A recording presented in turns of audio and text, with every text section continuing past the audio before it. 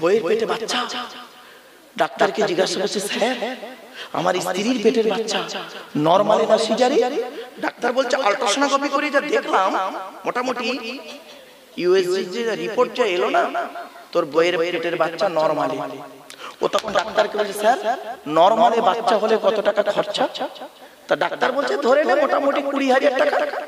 ওর ব্যাংকে আছে 50,000 টাকা। কত কত কত কত আছে ব্যাংকে? 50,000। ও মনে মনে ভাবছে, নামাজ পড়ার দরকার নেই, আল্লাহর টাকার দরকার নেই। ডাক্তার তো বলেই দিয়েছে 20,000 টাকা লাগবে, 30,000 টাকা তো থাকবে, ঠিক না বেটি? তো নামাজও পড়ে নেই, আল্লাহর টাকা নেই।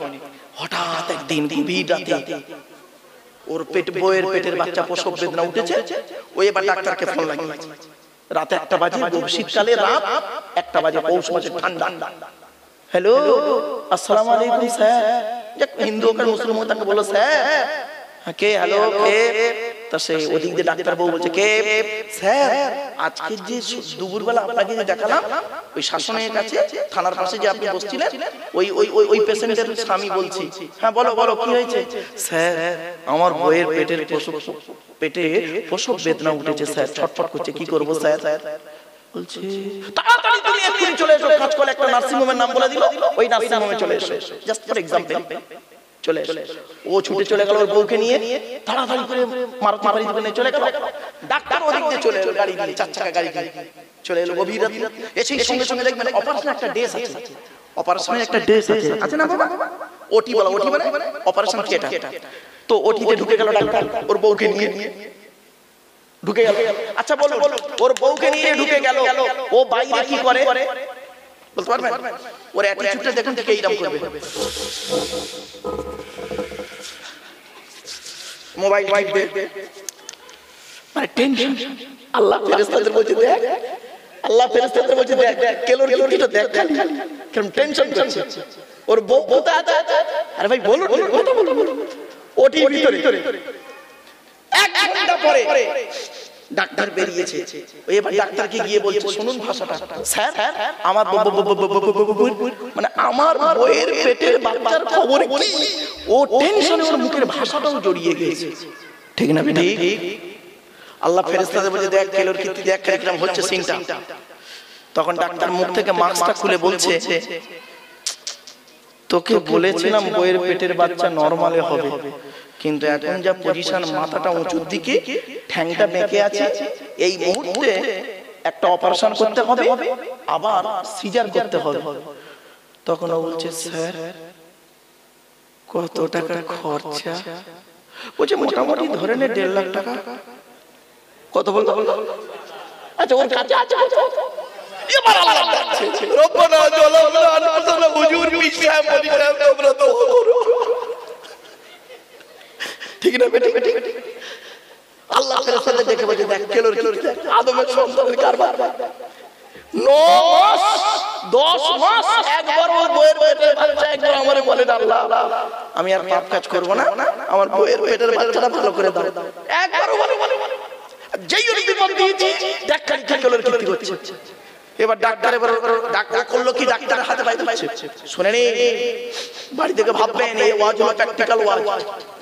এবার ডাক্তারের হাতে পাই দিচ্ছে। ডাক্তার বলছে দাও দাও দাও হাতে পাই দাও, হাতে পাই ধরে দেখে মুরব্বি ওয়াজ বলতে ও মানে বক্তব্য শেষ করে আগে হেসে কুলকুল পাবে না। চলে আমি বুঝি তো বাবা, স্থান কাল কম বেশি একটু এক্সপেরিয়েন্স আছে বাবা। চলে এবারে ও হচ্ছে কি জানেন, এবারে ডাক্তার কিছুক্ষণ পরে বলছে, এবারে ডাক্তার হাতে পায়ে ধরছে, স্যার আপনাদেরও পায়ে ধরি স্যার আমি গরিবের ছেলে স্যার আমার ইনকাম কম স্যার, 50,000 টাকা আছে স্যার কাছে। বলে দেখ আমি তো আর এ করতে পারবো না, তুই জোগাড় কর তাড়াতাড়ি।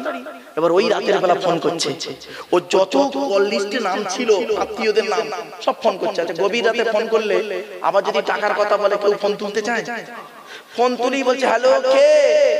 খালাতো ভাই আমি গো। হ্যাঁ কি হয়েছে এত রাতে? আর বলো না ভাই, তোমার ভাবির শরীর খুব খারাপ, 1.5 লাখ টাকা লাগবে, 1 লাখ টাকা হবে। বলছে ভাই কি বলছো শুনতে পাইনি, হ্যালো হ্যালো হ্যালো হ্যালো বলে কেটে দিল। বুঝতে পারছেন না? তার মানে ও নাও বলতে পারছে না, ও বলছে কেটে দিল। এরকম 10 12টা ফোন চলে গেল, চলে যাওয়ার পরে এবার কি করছে দেখুন সিনটা। রাত 3টে বেজে গেছে, 3টে বেজে গেছে। এবার করেছে কি, ব্যাস 3টে বেজে গেছে, সেই নার্সিং হোমের ঠান্ডায় নার্সিং হোমের বেঞ্চিতে বসে আছে, বেঞ্চিতে বসে আছে। 3টের সময় ডাক্তার বের হয়েছে। ও তখন মনে করছে ডাক্তার মনে ও ভেবেছে যে ডাক্তার বেরিয়েছে মানে কোনো কিছু বলে না, মানে ডাক্তার প্রথম বের হয়েছে, বের হয়ে সামনে চুপ করে দাঁড়িয়ে আছে। ও ভেবেছে বউ মরে গেছে, একদম বাস্তব। ডাক্তার চুপ মেরে আছে মানে কি, বউ মরে গেছে নয় বাচ্চা মরে গেছে। কিছুক্ষণ পরে ডাক্তার বলছে তোর কপাল খুব ভালো জানিস। হ্যাঁ স্যার। 32টা দাঁত বার করে, হ্যাঁ স্যার। তা বলছে স্যার তখন বলছে তোর বউয়ের পেটের বাচ্চা নরমালি হয়েছে আর পুত্র সন্তান হয়েছে। তখন কি বলছেন ওই মুহূর্তে, স্যার আপনি ছিলেন বলে আমার বউ বাচ্চা বেঁচে গেছে, নইলে মরে মরে। কিছু বুঝতে পারেন না ওয়াজ? আল্লাহ কি বললো দেখেছেন শিরক কোথায় হচ্ছে এবার? এই জন্য আমাকে একজন জিজ্ঞাসা করেছিল যে ভারতে মুসলিম কতজন, আমাকে একজন প্রশ্ন করেছিল। তাই বললাম কি মুসলিম জানতে চাইছি, মুনাফিক মুসলিম না অরিজিনাল মুসলিম? তখন বলছে অরিজিনাল মুসলিম। আমরা 10,000-এর বেশি হবে। আপনাদের শুনে কেমন লাগলো না? আমি ওই মুসলিমের কথা বলিনি। আব্দুল জব্বার, আব্দুল গফফার নামের আগে মোহাম্মদ লেখা, হ্যাঁ নামের আগে মোহাম্মদ লেখা, গরুর গোশত খাওয়া, লজ্জা ছাড়া চামড়া কাটা আর ঈদ বকরা ঈদের নামাজ পড়া মুসলমানের কথা আমি বলিনি। আমি এই মুসলিমের কথা বলেছি, এই মুসলিমের কথা বলতে চেয়েছি যে মুসলিম একটাই তার বিশ্বাস আমার সৃষ্টিকর্তা আমার সঙ্গে আছে আর আমি রাসূলের কথা মোতাবেক জীবন যাপন করব। এই মুসলিমের কথা বলতে চেয়েছি। আমি এরকম ভণ্ড মুসলমানের কথা বলতে চাইনি। পরে তাকে যখন ব্যাখ্যা করে দিলাম, এই মুসলিম শব্দটা নিয়ে যখন তাকে ব্যাখ্যা করলাম, তখন তিনি বুঝলেন সর্বনাশ, আমি তো আগেই জানতাম না। এজন্য আপনাদের অনুরোধ করে বলে যাচ্ছি, মসজিদ কমিটির দায়িত্ব রাখবে 1 নম্বর লোকটাকে, যে ব্যক্তি 100% আল্লাহকে বিশ্বাস করবে। জোরে বলবেন সুবহানাল্লাহ। 2 নম্বর হলো যে ব্যক্তি কিয়ামতকে 100% বিশ্বাস করবে। দুনিয়াতে তো আল্লাহকে 100% বিশ্বাস করছে, আবার পরকালটাকেও বিশ্বাস করবে। কি রকম বিশ্বাস করবে? আমার মৃত্যু হবে, কবরে আমার শুতে হবে, কিয়ামতের মাঠে উঠতে হবে, আমার জবাব দিতে হবে। আমি কি জবাব দেব আল্লাহর সামনে? মানুষের সামনে জবাব দেওয়াটা কোনো ম্যাটার নয়, ওই মাঠে জবাব দেওয়াটাই সবথেকে বড় জিনিস। এই ঈদগাহর মাঠে বসে আছে আপনারা, এই মাঠটার মূল্য কম, মূল্য হলো ওই মাঠটাই যে মাঠটায় বাপ তার ছেলের কোনো উপকার করতে পারবে না, ছেলে তার বাপের কোনো উপকার করতে পারবে না, ভাই বোনের কোনো উপকার করতে পারবে না, বোন ভাইয়ের উপকার করতে পারবে না।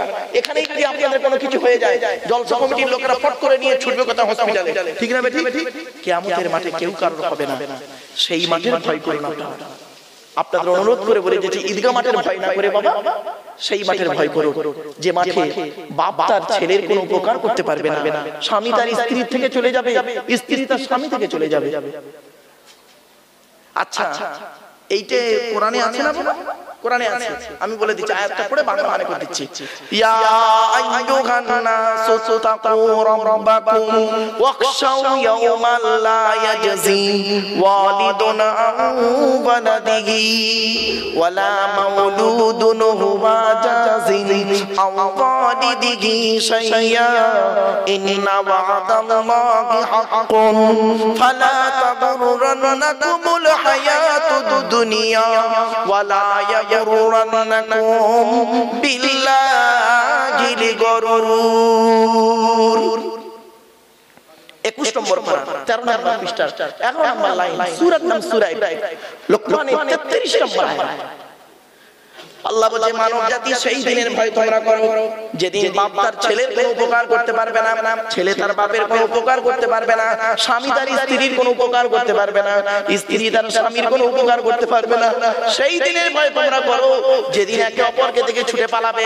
ইয়াউমা ইয়াফিরুল মারউ মিন আখিহি ওয়া উম্মিহি ওয়া আবিহি ওয়া সাহিবাতিহি ওয়া বানিহি। ওরে বাপ তার ছেলের থেকে পালাবে, ছেলে তার বাপ থেকে পালাবে, স্বামী তার স্ত্রী থেকে পালাবে, স্ত্রী তার স্বামী থেকে পালাবে, ভাই তার বোন থেকে পালাবে, বোন তার ভাই থেকে পালাবে। সেই দিনের ভয় তোমরা করো, সেই দিনটার কথা একবার চিন্তা করো। সেই দিন কেউ কাউকে থাকবে না বাবা, সেই দিনের ভয় করো। আমি যুবক ভাইদেরকে বলছি, ও বন্ধু যুবকেরা, তোমরা সেই দিনের ভয় করো। কবরে শুতে হবে একদিন, কবর কাউকে ছাড়ে না, মনে রাখবেন।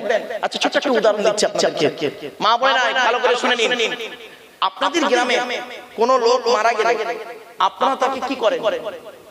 গোসল দিয়ে, জানাজা পড়িয়ে, কাপড় পরিয়ে, মাটি দিয়ে চলে আসেন, তাই তো নাকি বাবা?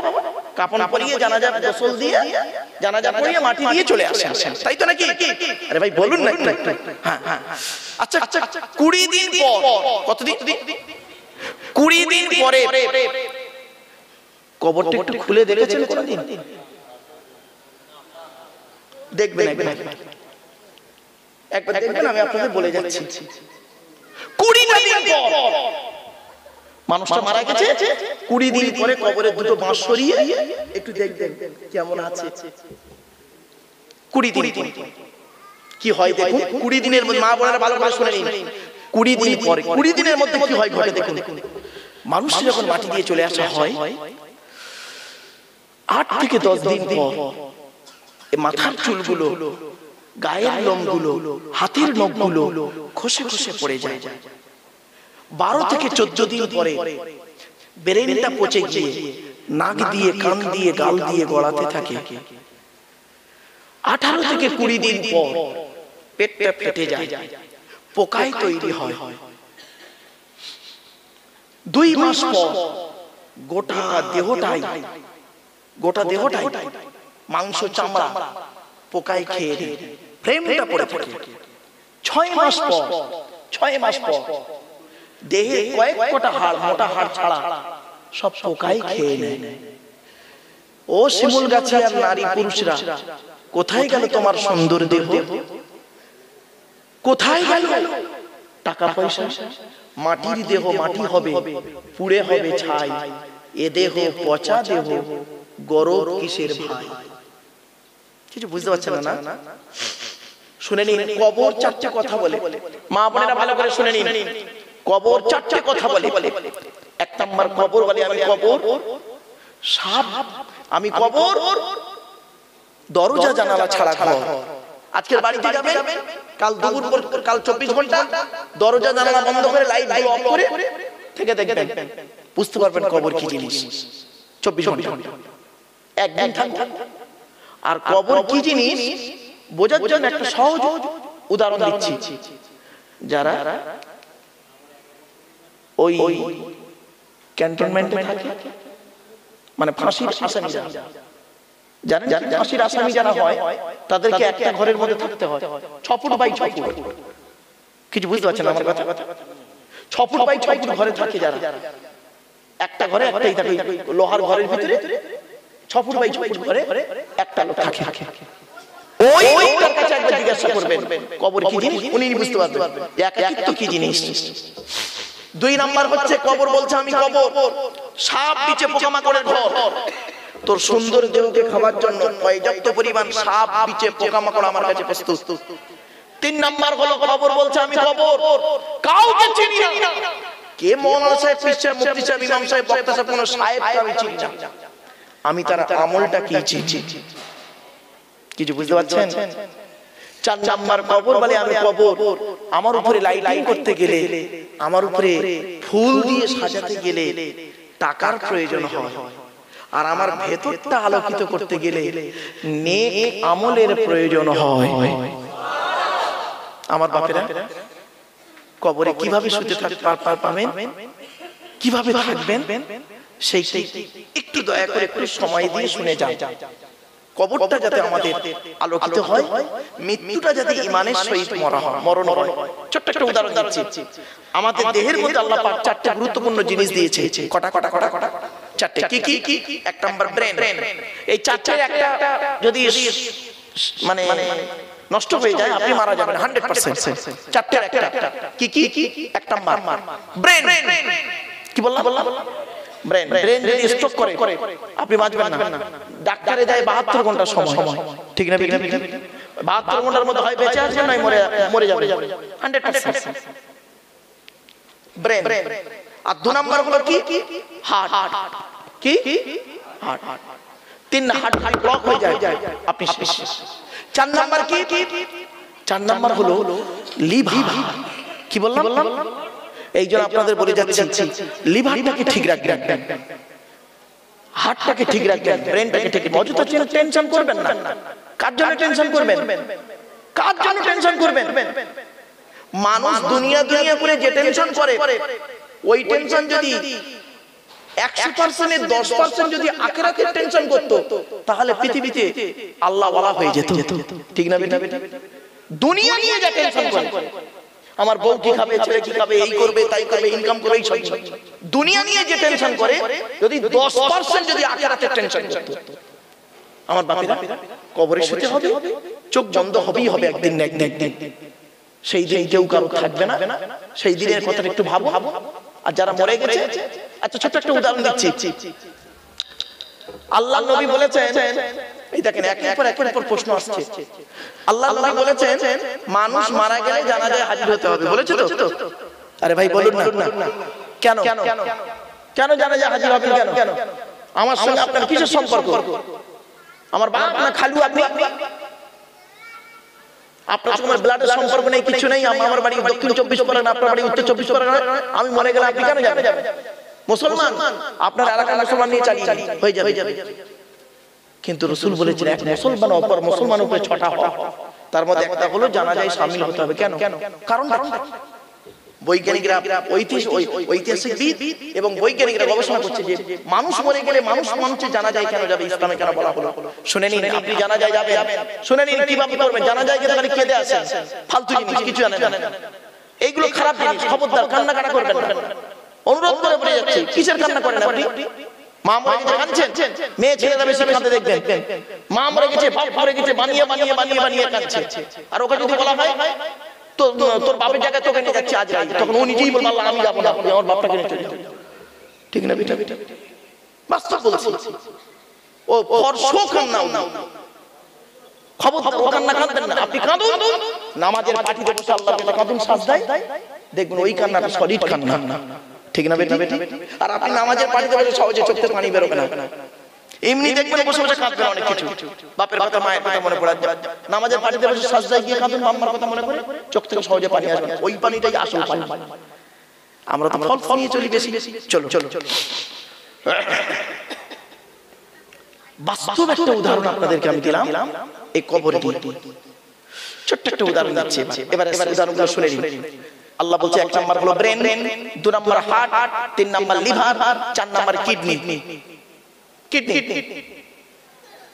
এই 4টে জিনিস যদি খারাপ হয়ে যায়, একটা খারাপ হলে আপনি মারা যাবেন, তো 4টা তো দূরের কথা।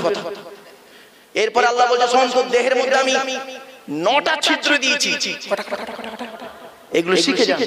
আমাদের দেহের মধ্যে আল্লাহ 9টা ছিদ্র দিয়েছে। এই 9টা ছিদ্রে যে কোনো একটা ছিদ্র দিয়ে ফেরেশতার মাধ্যমে আমি আল্লাহ তোমার আত্মাটাকে বের করে দিই। 9টা ছিদ্র কি কি শুনে নিন।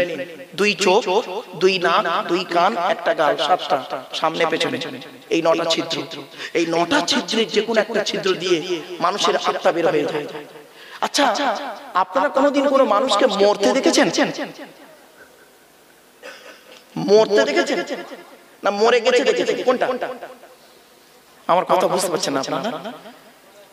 মরার পরে দেখেছেন, ডাক্তাররা দেখেছে মরতে। দেখবেন অনেক মানুষ মরে গেছে, রাগ করবেন না কেউ, যেন রেগে যাবেন না কেউ এখানে। অনেক মানুষ মারা গেছে দেখবেন, এই যুবক বন্ধুরা শুনে নাও, অনেক লোক মারা গেছে দেখবেন, গিয়ে দেখবেন পেশাব ছেড়ে ফেলেছে। ঠিক না? অনেক মানুষ মারা গেছে দেখবেন, পায়খানা ছেড়ে ফেলেছে। অনেক মানুষ মারা গেছে দেখবেন, চোখটা চেয়ে আছে। ঠিক না? অনেক মানুষ মারা গেছে দেখবেন, চোখটা বন্ধ, গালটা হাঁ করে আছে। কত নারী পুরুষ মারা গেছে দেখবেন, ঘাটটা বেঁকে আছে, হাতটা খেঁচে আছে। আবার কত মানুষ মারা গেছে দেখবেন, দেখলে মনে হবে লোকটা ঘুমিয়ে আছে। ঠিক না বেটি? এবার আপনারা এখানে বসে চিন্তা ডিসিশনটা নিয়ে নিন, কেমন করে মরতে চান। যদি ঈমান নিয়ে মরতে চান, তাহলে কিছুক্ষণ সময় দিয়ে আমার সঙ্গে কথাগুলো শুনে যান আর প্র্যাকটিক্যাল করে কবরে যান। আমার ওয়াজ বুঝতে পারছেন না? বুঝতে পারেননি বাবা, অসুবিধা হচ্ছে না? টেনে টেনে বলছি না বলে অসুবিধা হচ্ছে না? এই কথাগুলো বাড়িতে একটু ভাবো। আমি আপনাদের আরেকটা বলছি, মদ আর মধু, মদটা কেন হারাম, মধুটা কেন হালাল, কেন উত্তর খুঁজে এখনো বের করতে পারি না। আজ বৈজ্ঞানিকরা বের করে ফেললো, বৈজ্ঞানিকরা বের করে ফেললো, আমরা বের করতে পারি না। আফসোস এই জায়গায়, আফসোস এই জায়গায়। আপনারা জানেন এই কোরআনে 1000-এরও বেশি আয়াত হলো বিজ্ঞান ভিত্তিক। জোরে বলুন সুবহানাল্লাহ। 1000 বিজ্ঞানের সাথে সম্পর্ক। আমরা তো 5টা লোককে বলি না। এই দেখবেন একটা জ্বলন্ত প্রমাণ দিচ্ছি। আচ্ছা, আপনারা প্রত্যেকে আধার কার্ড করেছেন? আরে বলুন বলুন। আচ্ছা, আধার কার্ড করার সময় অফিসাররা আপনাদেরকে বলেছিল কি, এই মা বোনেরা খেয়াল করুন তো, চোখটা বড় করে চান্ত বলেছিল না? হ্যাঁ হ্যাঁ, 1500 বছর আগে এই কথাটা কোরআনে আল্লাহ বলে দিয়েছে। জোরে বলেন সুবহানাল্লাহ। আপনারা আধার কার্ড করার সময় অফিসাররা আপনাদের বলেছিল এই বুড়ো আঙুলের দুটো টিপ জোরে দেন বলেছিল? হ্যাঁ, 1500 বছর আগে কোরআনে এই কথাটি বলা আছে। জোরে বলা যাবে না? কোথায় আছেন আপনি? আপনি কোন জায়গায় বাস করছেন? আপনি তো কোরআনের কিছুই জানেন না। কোরআন যার উপরে নাযিল হয়েছে মুহাম্মদ সাল্লাল্লাহু আলাইহি ওয়াসাল্লাম সম্পর্কেও কিছু জানেন না। আপনি এতটুকু জানেন মক্কা থেকে মদিনায় গেছে, মদিনা থেকে এই হয়েছে তাই হয়েছে ইত্যাদি ইত্যাদি ইত্যাদি, এই সবই জানেন। আপনারা আমাকে দাওয়াত দিয়েছেন কেন? আমার পরিচয় জেনে, ঠিক না বেটা? মহিবুল্লাহ ভাইকে দাওয়াত দিয়েছেন কেন? তার পরিচয় জেনে, ঠিক তো? তা আপনি এখানে বসেছেন আল্লাহর পরিচয় জেনেছেন। আল্লাহর ঘরের পরিচয়টা আপনাকে দিতে গিয়ে এতদূর চলে এলাম। আল্লাহর ঘরের পরিচয় হলো 5টা গুণ যার মধ্যে থাকবে সেই ব্যক্তি আল্লাহর ঘরের দায়িত্ব নেবে। 1 নাম্বার হলো কি বলেছি? 100% আল্লাহকে বিশ্বাস করবে। 2 নাম্বার কি বলেছি? 100% কিয়ামতকে বিশ্বাস করবে। 3 নাম্বার শুনুন এবার, ওয়া আকামাস সালাত, যে ব্যক্তি 5 ওয়াক্ত নামাজ আদায় করবে ওই লোকটা মসজিদ কমিটির দায়িত্ব নেবে। আপনি তো 5 ওয়াক্ত নামাজ পড়েন, আপনি কেন কমিটিতে হতে গেছেন? আপনি কেন কমিটি হয়েছেন? আপনি সভাপতি হয়েছেন, সেক্রেটারি হয়েছেন, নিজে 5 ওয়াক্ত নামাজ পড়েন। আমি বলিনি যে আপনাকে জামাতে নামাজ পড়তে, আপনি ব্যস্ত মানুষ। আপনি নিজে কি 5 ওয়াক্ত নামাজ পড়েন? ভাববেন বাবা, ভাববেন না মসজিদের সেক্রেটারি, সভাপতি, ক্যাশিয়ার হয়ে গেলি, কমিটি হলি আপনি কিয়ামতের মাঠে নাজাত পাবেন? এটা এই আশা আপনি করবেন না। বাড়ি থেকে 4 নাম্বার হলো ওয়া আতাজ যাকাত, যাকাত আদায় করতে হবে। যদি তার উপরে যাকাত খরচ হয় আদায় করবে, গরীব হলে আদায় করতে হবে না। 5 নাম্বার হলো মসজিদ কমিটি ওই লোকটা হবে ওয়ালাম ইয়াখশা ইল্লাল্লাহ, আল্লাহ ছাড়া ওই ব্যক্তি কাউকে ভয় করবে না। জোরে বলে বলে বলে এই 5টা গুণ যার মধ্যে থাকবে ওই লোকটা মসজিদ কমিটির দায়িত্ব নেবে। এবার একটা কথা বলছি, মসজিদে যিনি নামাজ পড়ে তাকে কি বলে? ইমাম সাহেব। আপনাদের অনুরোধ করে বলে যাচ্ছি, রাগ করবেন না। নামাজ মসজিদে আল্লাহর দরবারে কবুল করাতে গেলে ইমাম সাহেবের মাইনে বেশি করে দেবেন। ইমাম সাহেবের মাইনে বেশি করে দেবেন। যে মসজিদে ইমামের মাইনে কম ওই মসজিদের মুসল্লিদের নামাজ আল্লাহর দরবারে কবুল হবে। বাস্তব কথা বললাম। যদি বললেন কেন হুজুর? আমি নিজে 19 বছর ইমামতি করেছি। আমি নিজে 19 বছর ইমামতি করেছি। 400 টাকা মাইনে, 400 টাকা মাইনে। আমার জীবনে 19 বছর ইমামতির জীবনে এমন একটা জায়গায় করেছি, ওই জায়গার নামটা শুনতে চাইবেন না। ওই গ্রামের নাম শুনে আপনাদের ভক্তি শ্রদ্ধা সম্মান চটে যাবে, ভক্তি শ্রদ্ধা সম্মান চটে যাবে। ওই গ্রামের নামটা শুনবেন না, তবে থানার জেলাটা বলে যাচ্ছি। থানার নাম জাঙ্গিপাড়া, জেলার নাম হুগলি। হুগলি জেলার জাঙ্গিপাড়া থানা। গ্রামের নামটা বললাম না, আর পোস্ট অফিসটাও বললাম না। যাক, আপনাদের ভক্তি শ্রদ্ধা সম্মান চটে যাবে। থাক, শুনেলাম। 19 বছর ইমামতি করেছি, আর আমার 19 বছরের জীবনে 3টে লোককে পেয়েছিলাম।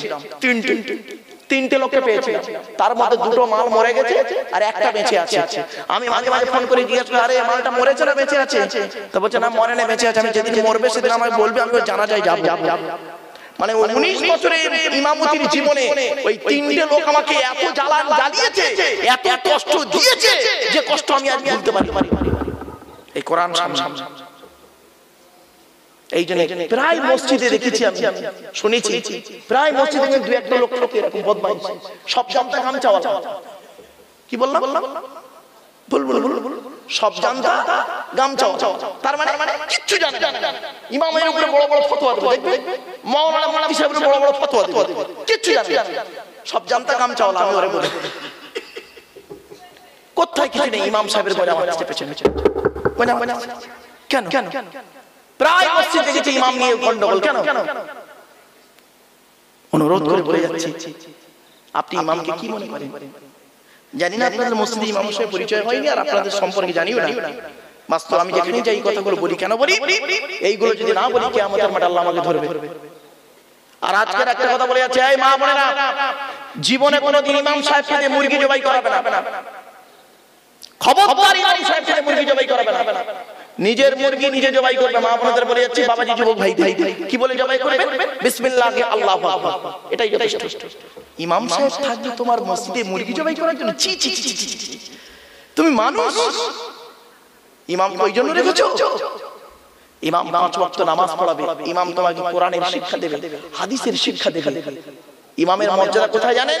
চলে যান সৌদি আরব, বাহরাইন, কাতার, কুয়েত, শুধু তাই না, ইরানে ইমামকে কি বলে শুনবেন? শুনে নিন, আয়াতুল্লাহ, আল্লাহর নিদর্শন। ইমামকে বলে আয়াতুল্লাহ। ইরানে ইমামের কথাই শেষ কথা, রাষ্ট্রপতির কথা, রাজ্যপালের কথা নয়, প্রধানমন্ত্রীর কথা চলবে না। ইমাম যেটা বলবে ওটাই ঠিক, ওই কথাই ফাইনাল। ইমাম বিচার করবে, ফয়সালা দেবে। ইমামের মর্যাদা বুঝতে পারছেন কিরকম? আর আমাদের কি? আল্লাহু আকবার। এই জন্য আপনাদের আমি অনুরোধ করে বলে যাচ্ছি, বাবা এই জিনিসগুলো একটু লক্ষ্য রাখুন। চলো এবার আসছি, ইমাম মসজিদে যিনি আজান দেন তাকে কি বলে? মুয়াজ্জিন। বেশিরভাগ মুয়াজ্জিনের, পশ্চিম বাংলায় বেশিরভাগ মুয়াজ্জিনের আজান শুদ্ধ নেই, অশুদ্ধ, ভুল। আজান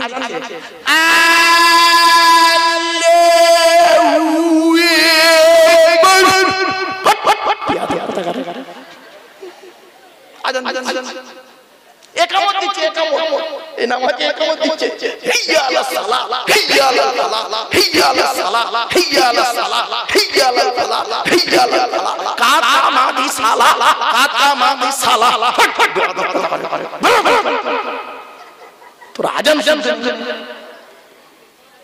বাস্তব কথা শুনতে খারাপ লাগছে, অসুবিধা হচ্ছে, খুব অসুবিধা হচ্ছে আপনাদের। আর একটু হবে না, বন্ধ করতে দেবো বাবা, ও টাইম হলে বলবেন, আমি শেষ করতে দেবো, চিন্তা নেই, কারণ আমি টাইম নিয়ে সব ভাবি না। চলো এবার আসছি, মসজিদ গেল, ইমাম গেল, মুয়াজ্জিন গেল, মানে ইয়ে গেল, কি বলে, কমিটি গেল। এবার আসছি যারা নামাজ পড়ে, ওগুলো কি বলে? মুসল্লি। বুঝছি কি জিনিস, কয়েকটা থাকে, কিছু দু একটা মুসল্লি আছে দেখবেন, কিছু দু একটা বুড়ো মুসল্লি আছে দেখবেন, বাড়িতে গিয়ে বুড়ির সঙ্গে ঝগড়া করে পারে না, ভাইয়ের সঙ্গে ঝগড়া করে পারে না, বউমার সঙ্গে ঝগড়া করে পারে না, মসজিদে এসে ইমাম সাহেবের কথা বলতে খায়। ঠিক না বেটা? কোথায় কিছু নেই, ইমাম সাহেবকে ধরেছে, কোথায় কিছু নেই। মাগরিবের সময় ইমাম সাহেবের বলে, বৈশাখ মাসে, ইমাম সাহেব কি হলো, পাকা করে নে কেন? এই কাল বৈশাখী ঝড়ে কারেন্ট চলে গেলে পাকা করে দেবে ইমামের। তোর কারেন্ট নেই, পাকা চলে, কারেন্ট চলবে না, ও সুইচ মেরে ইমাম সাহেব পাকা করে দেবে, ওদিকে কারেন্ট নেই, খেয়াল। বাবা কথাগুলো শুনতে খারাপ লাগছে না? বাস্তব কথা তো শুনতে হয়তো খারাপ লাগছে, অতি বাস্তব কথা। কবরে গেলে আমাকে আল্লাহ পাক জিজ্ঞাসা করবে, কি রে তুই শিমুলগাছিয়া গ্রামে ওয়াজ করতে গেলি, আসল কথাগুলো তো বললি না, যেগুলো সমস্যা বেশি তৈরি হয়। আমার বাবারা, খবরদার কোনদিন এই জিনিসগুলো থেকে দূরে সরে থাকুন। আল্লাহর ঘরে ঢুকবেন, আল্লাহুম্মা মাফতাহ লি আবওয়াব রাহমাতিক, এর বাংলা মানে কি বলুন তো? শুনবেন, ওগো আল্লাহ তোমার রহমতের দরজা আমার জন্য খুলে দাও, জোরে বলুন সুবহানাল্লাহ। আপনি মসজিদের ভিতরে গিয়ে গালাগালি করছেন, মসজিদের ভিতরে গিয়ে খালি সমালোচনা করছেন, খবরদার করবেন না বাবা। মসজিদ থেকে যখন বেরোবেন তখন কি বলবেন? আল্লাহুম্মা আফতাহ লি আবওয়াব মিন ফাদলিক, ওগো আল্লাহ তোমার করুণার দরজা আমার জন্য খুলে দাও, জোরে বলুন সুবহানাল্লাহ। আসি আল্লাহর ঘরের পরিচয় দিয়েছি, আল্লাহর পরিচয় দিয়েছি, এবার আল্লাহর কিতাবের পরিচয় দেব। অসুবিধা হচ্ছে আপনাদের? চলো, আমি বলেছি আজকে আমার ওয়াজ হবে মাত্র আল্লাহর কোরআন আর নবীর হাদিস, তাই তো? চলো এবার আল্লাহর কোরআনের পরিচয়টা দিই। আল্লাহর পরিচয় দিয়েছি, আল্লাহর ঘরের পরিচয় দিয়েছি, আল্লাহর কিতাবের পরিচয় দিচ্ছি। চলো এ কোরআন আল্লাহ তরফ থেকে জিবরাইলের মাধ্যমে হযরত মুহাম্মদ সাল্লাল্লাহু আলাইহি সাল্লামের উপরে আরবের মক্কা নগরের নিকটবর্তী গোয়াটির নাম হলো হেরা। হেরা নামক গোয়াতে 610 খ্রিস্টাব্দে 1 ফেব্রুয়ারি সোমবার কোরআনের প্রথম আয়াত নাযিল হলো। কি? ইকরা, রিড, পড়ো পড়ো পড়ো। কোরআনে 82 জায়গায় লেখা আছে নামাজের কথা। নামাজের কথা কত জায়গায় আছে বাবা? 82 জায়গায়। আর 92 জায়গায় লেখা আছে লেখাপড়ার কথা। তো কোন সংখ্যাটা বেশি, 82 না 92? 92। তাহলে লেখাপড়ায় পিছিয়ে কেন বাবা? লেখাপড়ায় পিছিয়ে কেন? হযরত মুহাম্মদ সাল্লাল্লাহু আলাইহি ওয়াসাল্লাম বলেছেন উতলুবুল ইলমা মিনাল মাহদি ইলাল লাহাদ, দোলনা থেকে নিয়ে কবর পর্যন্ত লেখাপড়া শেখো। আজ আমরা লেখাপড়ায় পিছিয়েছি। এই কোরআনে আছে, শুনে নিন,